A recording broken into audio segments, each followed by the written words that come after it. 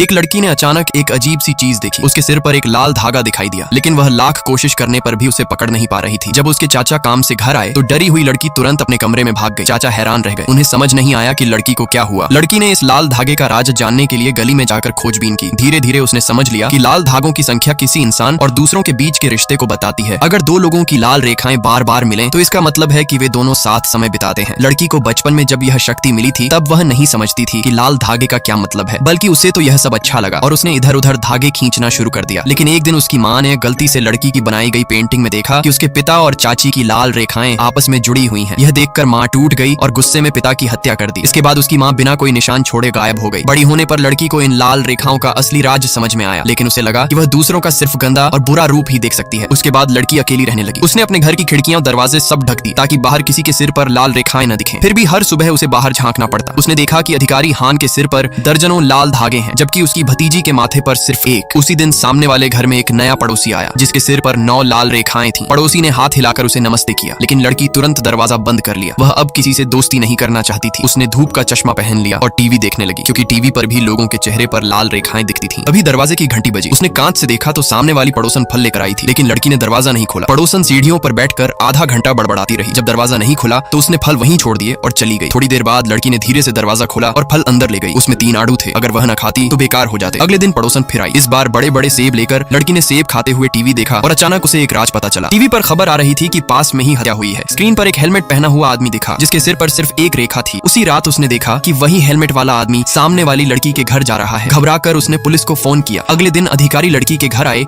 वे जानना चाहते थे कि उसे क्या सुराग मिला, लेकिन बहुत देर खटखटाने के बाद भी दरवाजा नहीं खुला। तभी ऊपर से एक चश्मा पहने आदमी नीचे